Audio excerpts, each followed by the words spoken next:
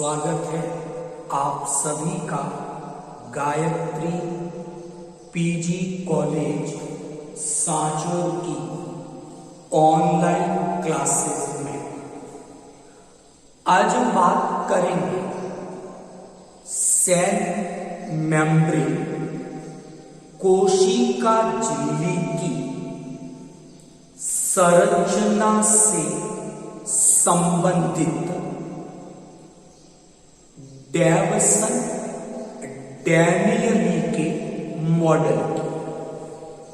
कल हम लोग बात कर रहे थे कि कोशिका झिल्ली की संरचना से संबंधित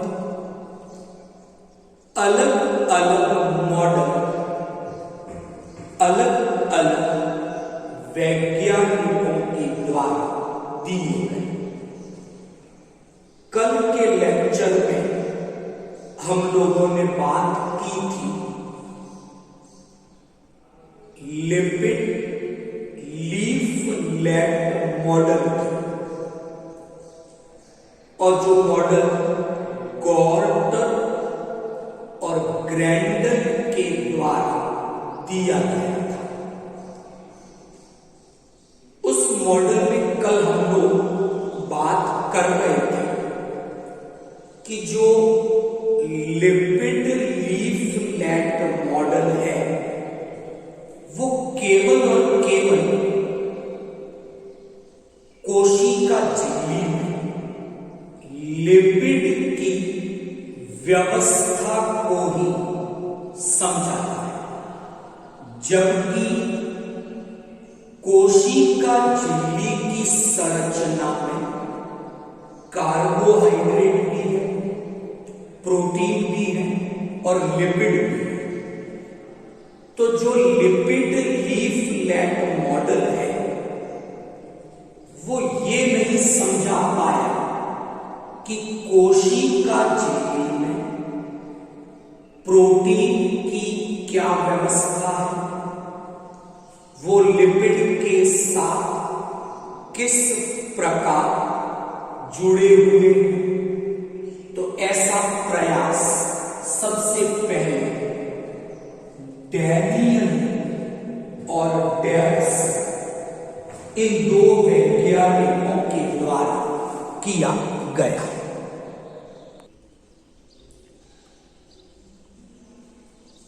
उन्नीस 1935 में डेविसन और डैनियली नामक वैज्ञानिकों ने कोशिका झिल्ली की संरचना से संबंधित एक मॉडल प्रस्तुत किया, और उस मॉडल को जाना जाता है पॉसी मॉलिक्यूलर मॉडल के नाम से। तो आज हम बात करेंगे कोशिका झिल्ली की संरचना से संबंधित पॉसी मॉलिक्यूलर मॉडल के बारे में, जिसे डेविसन और डैनियल नामक वैज्ञानिकों के द्वारा प्रस्तुत किया गया। तो बात करेंगे आज इस मॉडल की क्या महत्वपूर्ण बातें थी, और ये मॉडल हमें कोशिका झिल्ली की संरचना के बारे में क्या समझाता है। ओके, तो एक्सप्लेन करते हैं, इस मॉडल को समझने की कोशिश करते हैं कि डेविसन और डैनियली ने अपने इस मॉडल में क्या जानकारियां दी। नंबर 1, ये जो मॉडल है वो हमें समझाता है कि सेल मेम्ब्रेन में प्रोटीन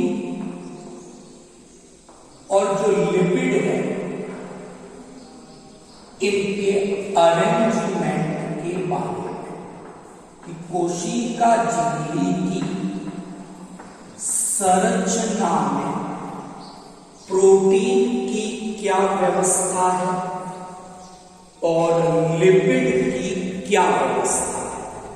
तो इससे जो पहले वाला मॉडल था लिपिड लीफलेट मॉडल, वो केवल और केवल लिपिड की व्यवस्था समझाता था।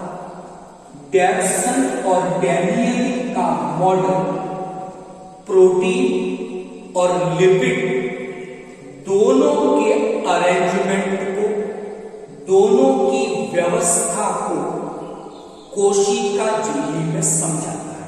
तो यहां एक बात नोट करने वाली है कि जो डेवसन और डैनियल का जो ये पॉसी मॉलिक्यूलर मॉडल है, ये मॉडल पहला ऐसा मॉडल है जो कोशिका झिल्ली में प्रोटीन के अरेंजमेंट को, प्रोटीन की व्यवस्था को समझाता है।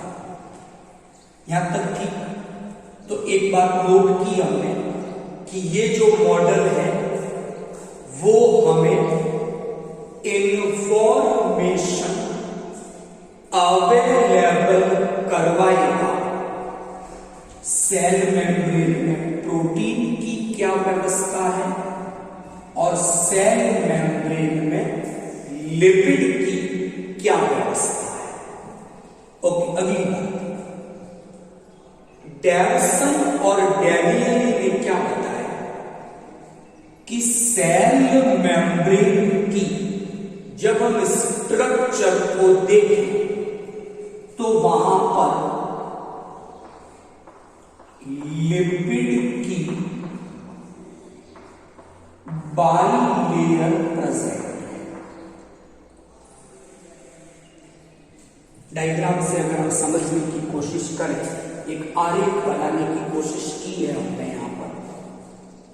ये जो रीजन है मैंने मेंशन किया है, ये लिपिड की बाइलेयर है। तो जो दूसरी महत्वपूर्ण बात डेवसन और डैनियली ने अपने मॉडल में बताई, वो बात ये है कि सेल मेम्ब्रेन की स्ट्रक्चर में लिपिड की ये बाइलेयर प्रेजेंट है। लिपिड की ये बाइलेयर ठीक उसी प्रकार की है जैसी अरेंजमेंट गॉर्टर और ग्रेंडल ने अपने मॉडल में बताई थी। तो गॉर्टर और ग्रेंडल ने जो लिपिड लीफलेट मॉडल दिया था और लिपिड की बाइलेयर या जो दो लीफलेट हैं उनके बारे में जो जानकारी दी थी, वैसी ही जानकारी डैनियल और डेवसन ने अपने इस पॉसी मॉलिक्यूलर मॉडल में प्रस्तुत की। तो दूसरी महत्वपूर्ण बात कि डेवसन और डैनियली के मॉडल के अनुसार कोशिका झिल्ली में लिपिड की बाइलेयर प्रेजेंट है और लिपिड की इस बाइलेयर की अरेंजमेंट व्यवस्था ठीक उसी प्रकार की है जैसी जानकारी गॉर्टर और ग्रेंडल ने अपने लिपिड लीफलेट मॉडल में प्रस्तुत की थी। यानी व्यवस्था वैसे ही है, देख सकते हो यहां पर कि जो लिपिड के अणु हैं वो एम्फीपैथिक या एम्फोटेरिक प्रकृति के हैं, जिसका पोलर हेड जो है हाइड्रोफिलिक हिस्सा ये सेल मेम्ब्रेन की साइटोसोलिक फेस और सेल मेम्ब्रेन की एक्स्ट्रा सेल्यूलर फेस का निर्माण करता है, जबकि फैटी एसिड की जो टेल है ये हाइड्रोफोबिक कोर का निर्माण करती है। ये जो हाइड्रोफोबिक कोर है ये नॉन पोलर है, और ये जो हेड है ये पोलर हाइड्रोफिलिक है। तो टेल आपने सामने व्यवस्थित है, कल भी हमने लिपिड लीफलेट मॉडल में इसे डिस्कस किया था। तो यहां से एक चीज क्लियर हो गई कि जैसी लिपिड की बाइलेयर की व्यवस्था गॉर्टर और ग्रैंडल ने अपने मॉडल में बताई थी, वैसी ही लिपिड की बाइलेयर की व्यवस्था डेविसन और डैनियली ने अपने पॉलीमोलेक्यूलर मॉडल में बताई। तो लिपिड की व्यवस्था ठीक वैसी ही है जैसे लिपिड लीफलेट मॉडल के अंदर थी अभी, लेकिन इस मॉडल में पहली बार सेल मेम्ब्रेन में प्रोटीन की व्यवस्था बताई। तो बात करते हैं प्रोटीन की क्या व्यवस्था है सेल मेम्ब्रेन। डैनियली और डेविसन से पहले किसी भी वैज्ञानिक ने या किसी भी मॉडल में कोशिका झिल्ली में प्रोटीन की व्यवस्था के बारे में कोई जानकारी नहीं थी। तो इन्होंने पहली बार प्रोटीन के अरेंजमेंट को समझाया। डायग्राम से समझते हैं क्या कहता है डैनियली डेविसन का ये मॉडल कि प्रोटीन की दो परतें हैं, एक साइड एक्स्ट्रा सेल्यूलर सरफेस की और दूसरी साइटोसोलिक फेस की ओर। तो यहां अगर मैं व्यवस्था देखता हूं तो प्रोटीन लिपिड की जो ये बाइलेयर है इसके दोनों ओर प्रेजेंट है, यानी लिपिड की बाइलेयर के ऊपर की ओर भी प्रोटीन है, लिपिड की बाइलेयर के नीचे की ओर भी प्रोटीन होते हैं। अगर मैं इस अरेंजमेंट को देखता हूं तो ये जो व्यवस्था है प्रोटीन लिपिड लिपिड प्रोटीन की व्यवस्था है। कैसी व्यवस्था है ये कि सबसे ऊपर प्रोटीन की एक लेयर आई ये वाली, फिर उसके बाद हम देखते हैं लिपिड की बीच में बाइलेयर, तो लिपिड लिपिड ये लिपिड ये लिपिड, और फिर अंदर हम देखते हैं वापस से क्या आ गई प्रोटीन की लेयर। तो जो डैनियली और डेविसन का मॉडल है इसमें लिपिड और प्रोटीन की क्या व्यवस्था है तो उसे हम इस प्रकार से प्रदर्शित कर सकते हैं। क्या व्यवस्था है लिपिड और प्रोटीन की? प्रोटीन लिपिड लिपिड प्रोटीन, इस प्रकार का अरेंजमेंट कोशिका झिल्ली में लिपिड और प्रोटीन का होता है, ऐसा डैनियली और डेविसन ने अपने इस पॉलीमोलेक्यूलर मॉडल में समझाया। तो यहां से यह बात क्लियर हुई कि प्रोटीन और लिपिड की कोशिका झिल्ली में क्या व्यवस्था है, तो उस व्यवस्था को हम सिंपली रिप्रेजेंट करेंगे protein lipid lipid protein. Clear? इसलिए इस मॉडल को protein lipid lipid protein model के नाम से भी जाना जाता है। यहां तक कि अब इस व्यवस्था को अगर मैं इस डायग्राम से समझता हूं, आप सभी लोगों ने सैंडविच खाए होंगे, सैंडविच बनाए होंगे। उसमें क्या करते हैं, दो ब्रेड की लेयर्स, एक ऊपर एक नीचे, और ब्रेड की उन लेयर के बीच में आलू का है या कुछ वेजिटेबल्स हैं, उनकी लेयर्स प्रेजेंट है। तो ये ब्रेड की एक लेयर, ये ब्रेड की नीचे वाली लेयर, और बीच में जो भी वेजिटेबल्स हैं, पोटैटो उबाले हुए हैं, उनका मसाला है। तो ये जो अरेंजमेंट है डेवसन और डैनियली के मॉडल के अनुसार प्रोटीन लिपिड लिपिड प्रोटीन, ये व्यवस्था ठीक वैसी ही है जैसी व्यवस्था सैंडविच की होती है।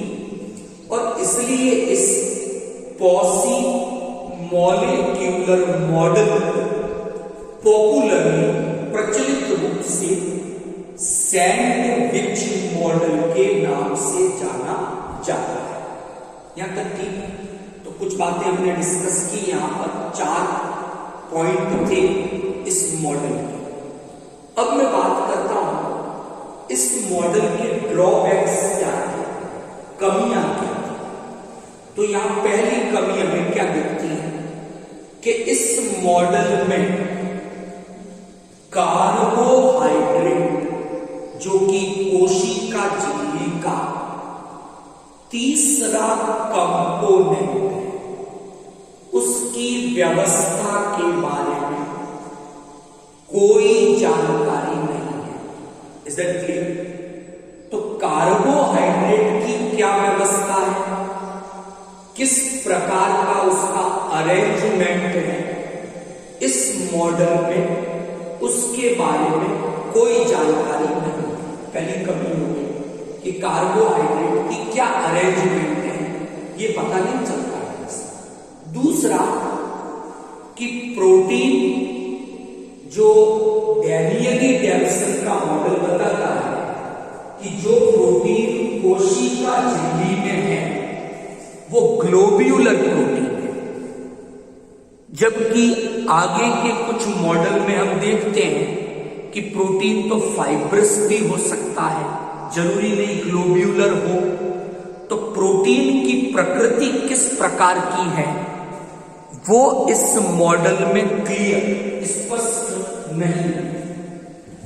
तीसरी बात, डेवसन और डैनियली का ये मॉडल कहता है कि कोशिका झिल्ली स्टैटिक है, यानी इसके अंदर जो ये पोलर हेड वगैरह है, लिपिड की बाई लेयर है, वो अपनी पोजीशन पे फिक्स है।